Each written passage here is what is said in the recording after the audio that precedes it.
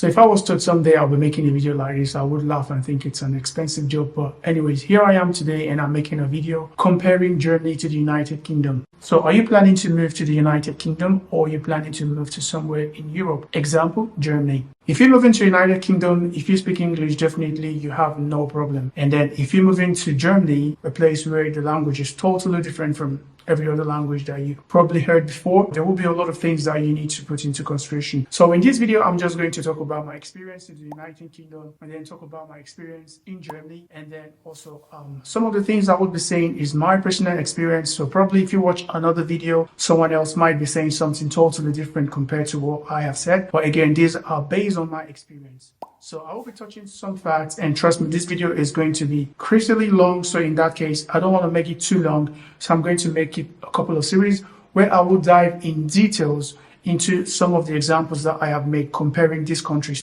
So without any further ado, let's jump into the video. So whenever you're traveling into a country, the first thing you notice when you arrive is the atmosphere. When I mean atmosphere, I'm talking about from when your plane is about to land. If you're traveling to Europe, or let's say you're traveling to Germany, especially the time of making this video is end of April. So I traveled from Germany to the UK. I did my Easter there.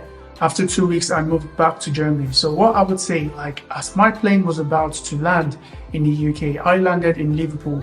I could tell you like the weather was really different. The climate in the UK was really dull. So I know the weather is pretty dull when you start moving from Liverpool up to the way to, like Glasgow. When you get to Scotland, the weather is really terrible compared to a place like Germany where it's always sunny. So atmosphere wise, Germany is a brighter country, while the UK is dull when it comes to the atmosphere. So now that your plane has landed, now you need to move from the airports to the cities and the towns. So let's talk about the cities, right? So in the United Kingdom, the cities are pretty alright, but when you compare the United Kingdom to place like Germany, like the houses looks nice, the infrastructure facilities looks really beautiful to admire in your eyes. They look really good in the eyes to see. Like if you go inside buildings, you would like what you see in the buildings compared to a place like the UK. Like most of the buildings in the UK are actually really old, but then when you go inside the house, it just gets worse. Like you could be in a house where you pay a couple of thousand or maybe 1,000 plus of a rent, and then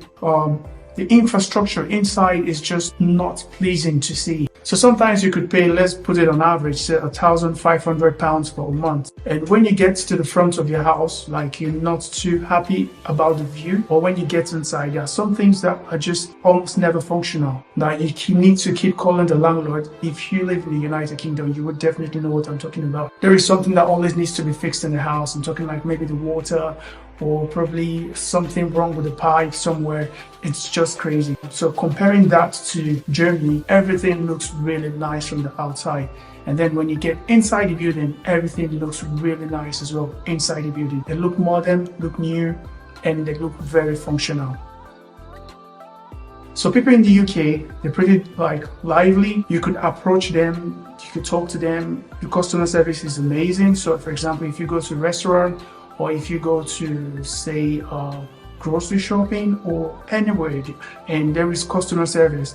So the customer service is pretty approachable. Like you could approach them and ask them questions. Why in Germany, it's not like you cannot do that, you could, but it's totally a different vibe. Like the people, they've got this coldness to them that you almost feel afraid to ask them for information. And if you, for example, keep asking questions, you can see immediately the reaction in their face. It's like you are stressing them out. So I'm saying this because this is the experience that I have had both in restaurants, also like in retail shops. So that being said, people in the United Kingdom are more friendly to approach, that you can ask them questions. Why people in Germany know that you cannot ask them questions, but just know that it's a little bit different vibe. They're pretty chill people. Since we're talking about how chill Germans are compared to the United Kingdom, it's pretty easy to make friendship in the UK compared to in Germany. Like you could be in a place of work in the UK and under a couple of days, like even your first day, you could make friendship with your colleagues. While in Germany, it could take you years to even develop this habit of becoming friends.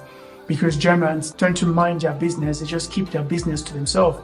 So when it is work, it's like relationship of work and that's it. Which in some case it could be a good thing, but in some case it's not also nice because you do not feel welcome into a team. Like it's pretty difficult for you to, integrate into a team, especially in a place where the culture is quite different compared to the culture that or the language is different. So if you happen to be in an environment where English is spoken, you could find your way pretty easy around. But if English and German is what is needed in your place of work, you will definitely struggle. So since we're talking about how people behave, the mentality, we could just as well talk about the culture. So the food wise, when it comes to food, German people do have food, then they do have cultural food or traditional meal which they prepare. In the UK, the only thing I ate whenever I go out is nothing more than potatoes and chicken or potatoes and pork.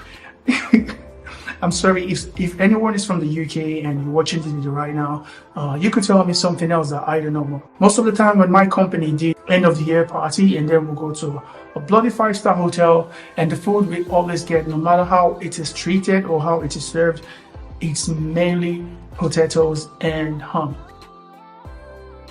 So whenever you hear Germany, you keep thinking, oh, these guys, they drink a lot. Yeah, that is true. So Germans, if they find an opportunity to throw a bottle of beer into the menu, they would definitely do that.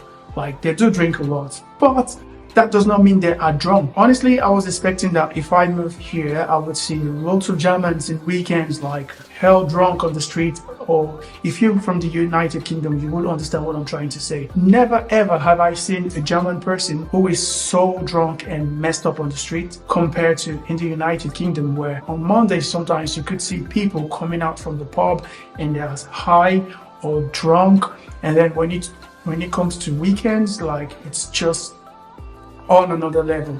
In terms of drinking, I would say that United Kingdom drink more, or they get high easily compared to Germans. So Germans are pretty reserved in that aspect. Even if they drink, you do not see them drink to the point where they're being fucked up on the street.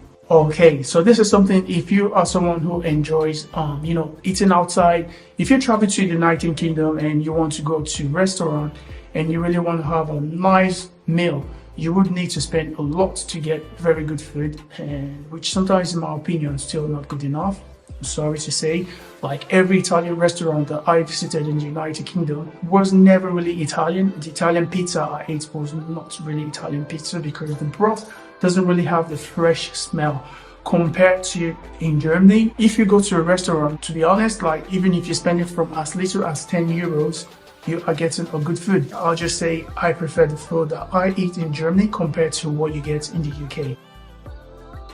So now you arrived in the country, you've seen everywhere, and you've decided that you want to live in this country or you want to study in this country, then you need to go about with the documents, right? So in the UK, it's pretty easy to, book an appointment, which you do not necessarily even need to book an appointment. Everything is done online and you could apply for any documents online compared to Germany, where you'd need to, first of all, call, send email, and if you're lucky enough, someone might pick up your call, and then if they don't speak English, unfortunately for you, they will tell you strictly they don't speak English. And sometimes Germans do speak English and they will tell you they don't speak English, and they would be responding in English saying they don't speak English. That could be an issue when you call and say you're trying to book an appointment to make yourself regular in the country. So that is that. You need to call, or you need to send them an email, or you need to go to the office, and then if you're lucky enough, you might get an appointment the next 3 months.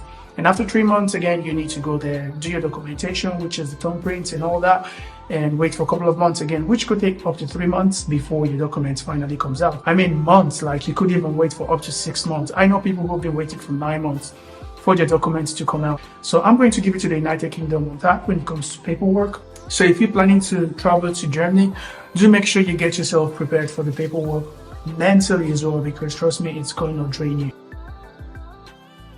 So let's talk about jobs, right? So let's say you want to move just because of work. In the United Kingdom, there are jobs. As long as you are ready to work, there is jobs somewhere waiting for you. So it could be a professional job, it could be a job in your field. As long as you have all the legal documents and the requirements to get that position, you would definitely get a position. While in Germany, for you to get a job, you might need to do a lot of things, like you need to get a qualification, you need to show certificates. Again, it's not the same like in the UK. Like you graduated in that field, you should be fine. But like I said, in Germany, you need to show this XYZ. But then when you get the job in the UK compared to when you get the job in Germany, the good thing is in Germany, you could work and the pay is very good compared to the United Kingdom, where you can get a job, but the pay is not that good anymore. And this actually, I think, since before Brexit, it's been a little bit like I could see the salary or the pay of the United Kingdom, especially for skilled jobs, like the salary has been going down. But ever since the Brexit, and we all thought that after the Brexit, the pay rates should go high, but nothing has changed so far. And I think actually it's still going down. After COVID-19, we just seen that the UK is still struggling to, to come back from COVID-19. So that being said, so if you work in Germany and you work in the United Kingdom, these are two things I want to separate again. You could live on your own in Germany. It doesn't need to be a very remote town or the bigger city, but at least you should be fine on your own to rent a flat or an apartment from the rent that you from the salary you get, and still be able to save a good amount of money. But in a place like the United Kingdom, for example, how much you make, sometimes even if you're making as close as 30 grand or even 30 grand average, if you live in a place like London, you still cannot have a house of your own in London. So if you earn 30 grand, when government comes in and take 20% off that before you pay your NI and some other random taxes, you're going home with a little. And let's say, for example, after everything you've paid, you end up with 2 grand a year, £2,000 a month.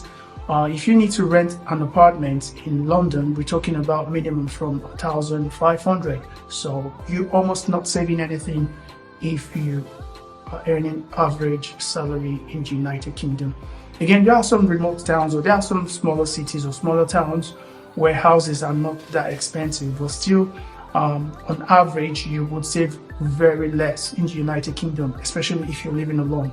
So if you have a couple, or if you have a wife, or you're in a couple, or your partner works, probably you two can, put hands together and, you won't have to pay too much on your rents, and because it's going to be split however you guys plan to split your bills. So in terms of standard of living, I would give it to Germany. Germany is easier to, not easy to get a job, but once you get the job and you're in the system, it's easy for you to work, pay money, and live a good life. So if you notice at some point that the lighting has changed slightly, that's because my battery died on me and I had to recharge the battery to restart the video again. Again, since we're talking about skilled labor, I'll just make an example. So this is something we see all the time, making headlines in the news, where NHS workers do complain about the salary that they're earning, which is really, really less compared to the job that they do.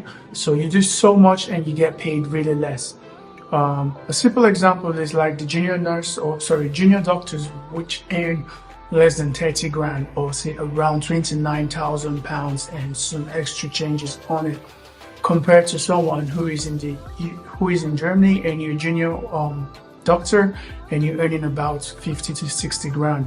So as a senior doctor, let's say a couple of years of experience in the United Kingdom, we're talking about £60,000.